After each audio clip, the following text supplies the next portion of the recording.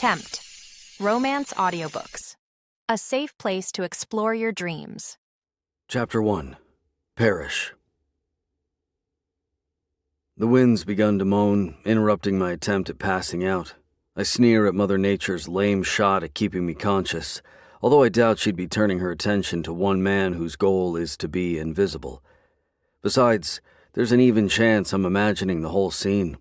The abandoned lighthouse under an inky sky of blurred stars, the wild sea, even the sharp smell of salty air. They could all be figments of a pickled brain. Delusions become my preferred state. 3 a.m. is for writers who can't sleep, their minds filled with words for someone who's not there, or for people hoping to drink themselves into amnesia, or in my case, both. I'm lost in this ocean of sorrow, and I keep drowning. Concentrating on bringing the bottle into focus, I carefully raise it to my lips and take a long pull of whiskey. Familiar heat slides down my throat, while the rest of me shivers in the night air. The nearly empty fifth gets propped in the damp sand. Careful. Don't knock it over. There's still a few mouthfuls to be had before I lose myself. It would suck to have a tongue full of sand, like last week. Or was it the week before? A pile of tangled seaweed props me up. I was too wasted to go the extra 6 feet to the dune. There's a twisted piece of driftwood for my head to rest against. A hard pillow with knots in it suits the mood. The voice of the raging waves begins to carry me away. Here it comes. Hurry. Today was bad. My mind has become the enemy. Once a strength, now it's relentless in its pursuit to make me remember. Replay. A punishing fucking adversary who won't be silenced. I've stopped begging God for compassion. There's been no response. Or maybe I misjudged him and his quality of mercy. Could be his answer was, "Fuck you, get over it." And exactly who am I pleading with? I don't believe in a God anymore. I've seen no proof of a loving deity.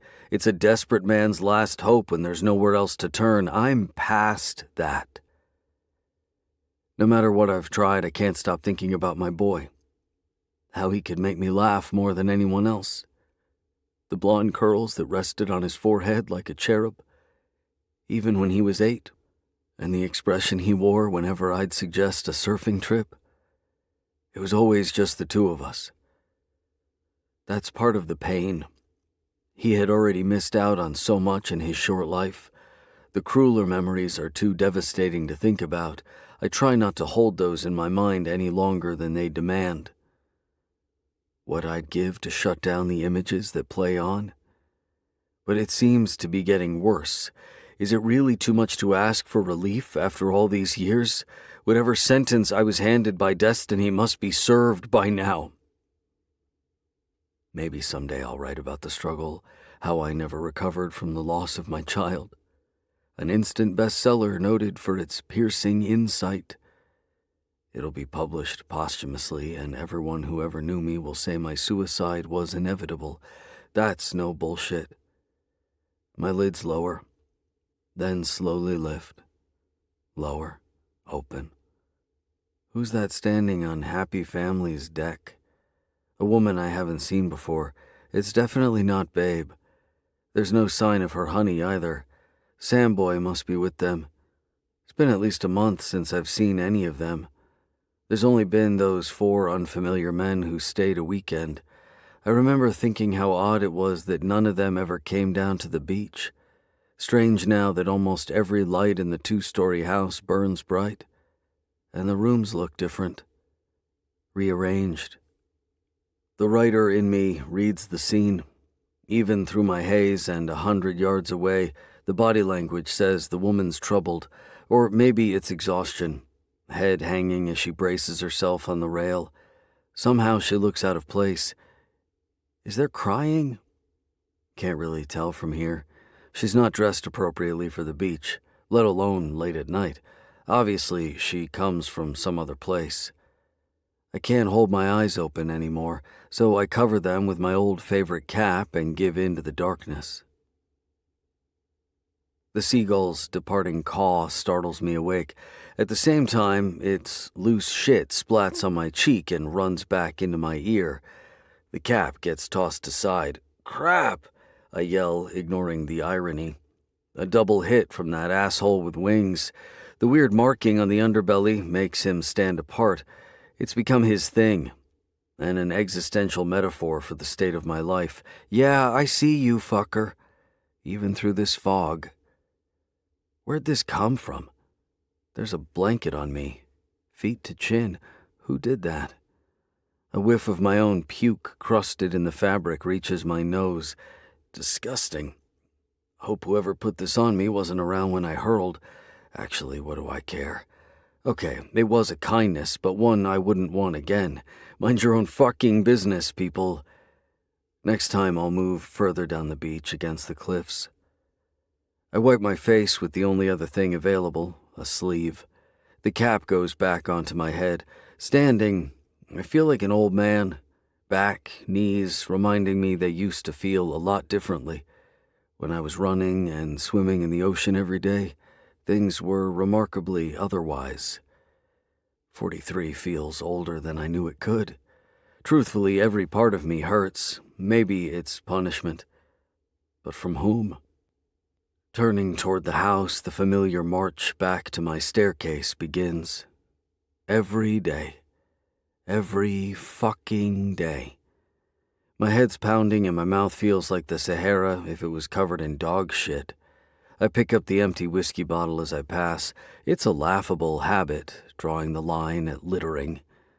I drag the blanket behind me as my bare feet dig into the coarse sand of the Maine coastline. It's hard not to think of another beach. A softer sand. Above all, a kinder world. When I look up, Samboy's watching.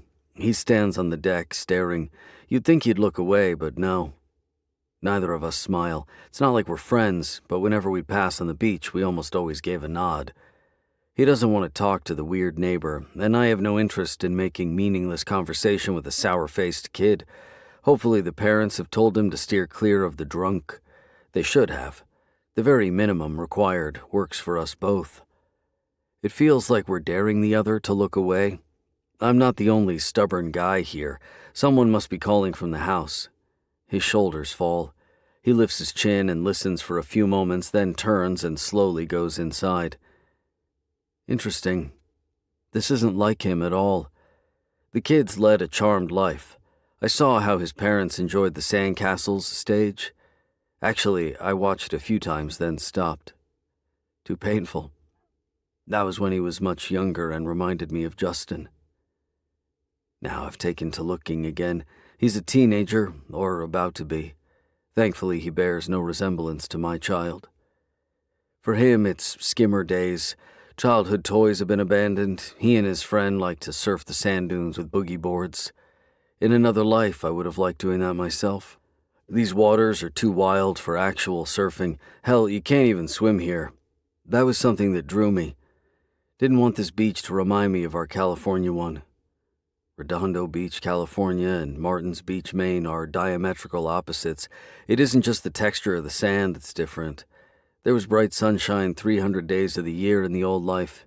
Here, just as many cold. It's obvious that Sam prefers his friend's company to his parents now. There's always that one kid hanging with him. They inhabit the world between boy and man. I remember that age well. It was great. Carefree. Thoughts of my boyhood friends crowd my mind. I abandoned them, too. Wonder what's going on with this kid, though. The dark expression isn't normal.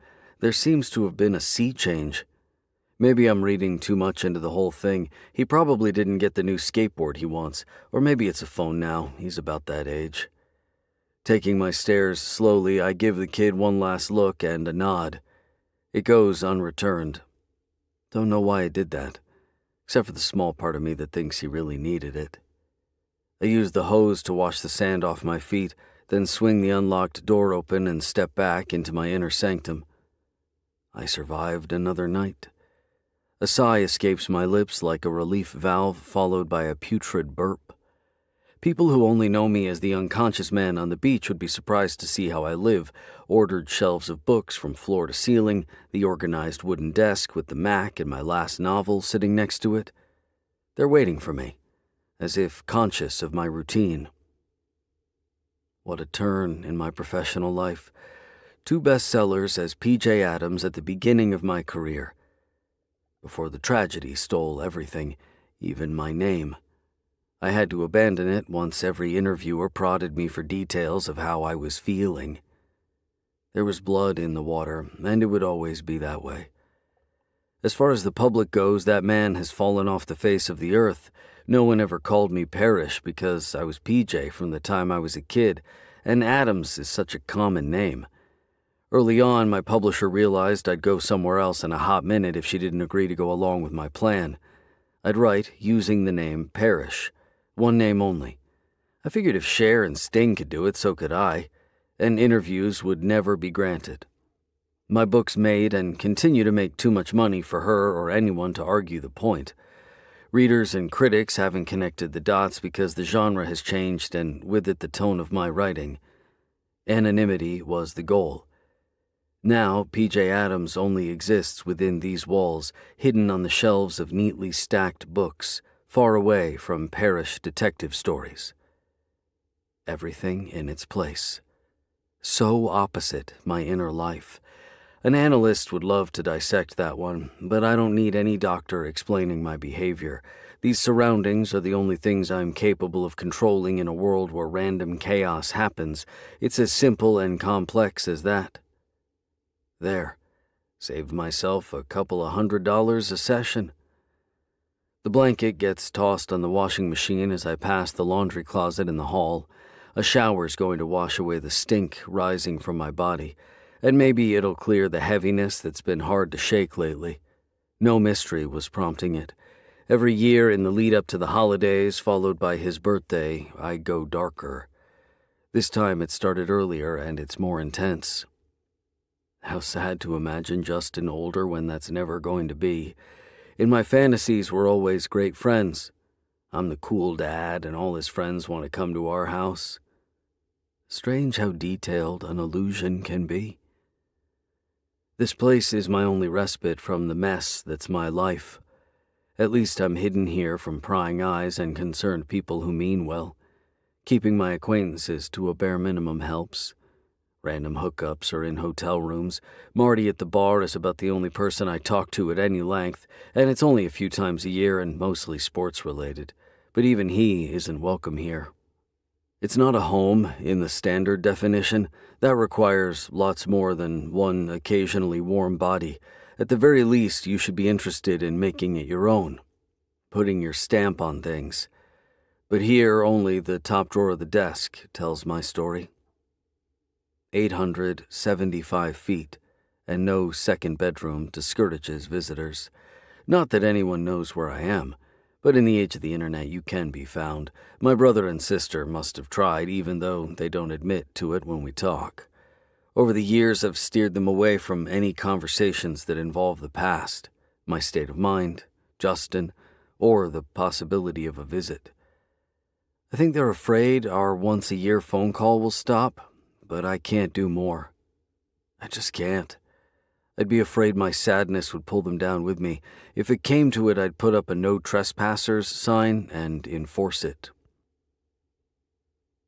At least I smell better. The bar that measures a good day for me is set remarkably low.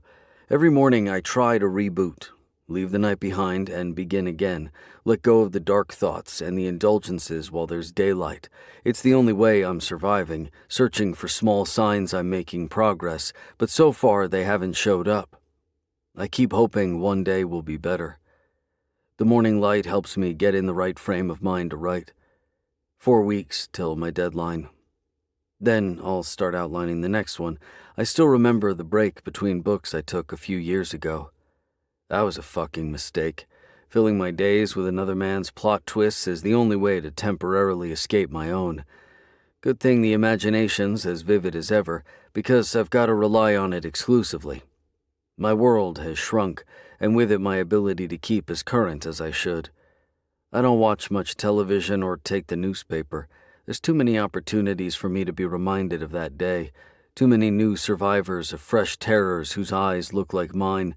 The world has become even crueler. Instead, I Google what I need to know or want to learn. It's specific, and I can avoid the things I need to turn from. I used to love discovering the new cultures, people, food, philosophies. Not anymore. Routine is the only way forward. Come up from the beach, masturbate in the shower, put on a fresh pair of boxer briefs and one of my oversized sweaters. Wet hair, spent dick, coffee, and whatever's left over from the week's grocery shopping. Today, it's an overripe banana and a hard piece of salami. In another life, I liked cooking. I was good at it, in fact. Justin loved what I'd make for him, and when he was a toddler, he'd hold out his hands and open and close his fingers till I'd bring him more. He went through a stage where he'd cry when it was gone. It used to drive me crazy thinking that whenever his mother had him, his diet consisted of fast food crap. She couldn't even care for him properly for 48 hours at a time. That was before I got full custody. Shit. Now I'm thinking of Marcia, which only leads to more negative thoughts. And not just of her. I carry as much blame because I was old enough to know better. Screwing a random woman in a club while foregoing a condom isn't a great idea. Setting the coffee on the desk, I take my seat and look out at the dark, jewel-colored sea. That's why I bought this place. The wall of glass and the scene before it. The endless expanse of an ever-changing ocean. Most days I spend time standing on the beach staring at the waves rising and slamming with such force they actually make the ground shake. There's always an undercurrent of rage in the Atlantic, even on its mildest day. I like that. I haven't been in the ocean for 5 years. Never would have believed it. Now I'm just an armchair surfer imagining epic rides. I can't see any neighbors from this vantage point. No one can see me through the darkened glass. I'd have to go on the deck and peek around the corner of the house to be able to spot Happy Family's home and the one further down the beach closest to it. On the opposite end, the house closest to mine is much further away, almost to the lighthouse. It's dark and kind of spooky, with iron lanterns that glow at night. Looks like a fortress for Dracula. In reality, a nice older man lives there, the lighthouse keeper. That's what he said to call him the one time we had an actual conversation. I've shortened it to LK. Marty told me the guy owns half the beach property. Bought 50 years ago when no one wanted to live on a secluded beach, not made for swimming.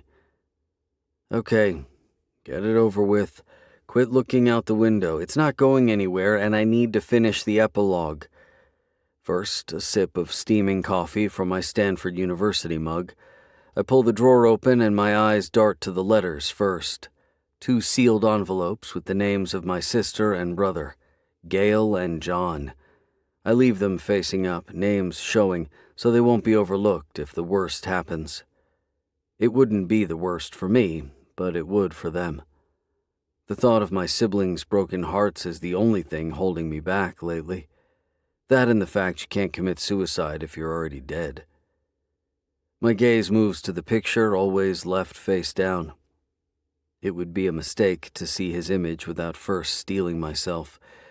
Every day it's the same thing. I pick it up and turn it toward me. Joy and unspeakable sorrow mix to make this feeling I'm well acquainted with.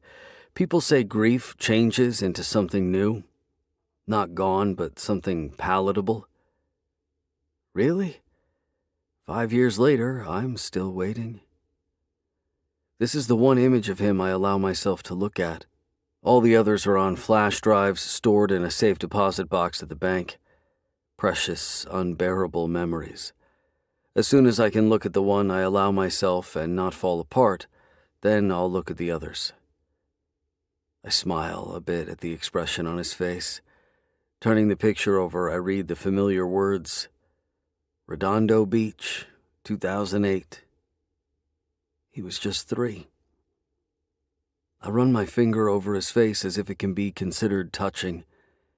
In the image, he's got a hold of my hands and we're about to jump the tiny wave that rolls toward the shore. Can't remember who took the shot. Must have been my mother. The moment's frozen forever. You can tell he thinks the wave's huge, but he's giggling because he trusted me. Daddy would save him from every danger and all the monsters. My shoulders droop with the thought of how wrong he was. Muted voices carrying from the beach bring me back to the present. When I lift my head, I see Sam Boy and his female companion walking this way. Not sure what's being said, but Boy's getting agitated. His index finger points in my direction. What the hell's that about? Then his hands in the air making some kind of frustrated point. The woman's demeanor matches his.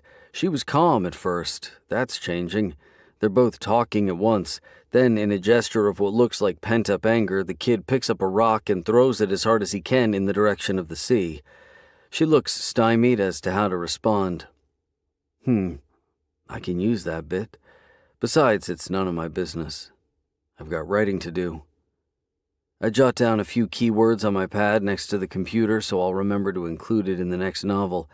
A glimpse of body language that says more than words. I'm a collector of bits of human nature gleaned while watching walkers and runners and occasional fog worshippers. Many have shown up in my Daniel Dustin series. The private detective lives on a beach I pretend isn't this one.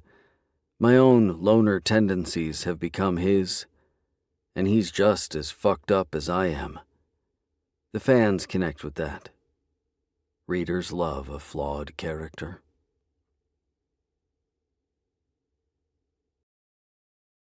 You can listen to the rest of the book in the Tempt Romance Audiobooks app, available on the App Store and Google Play. The link to the book is in the description. Discover even more bestsellers and exclusive stories updated weekly, only in Tempt Romance Audiobooks.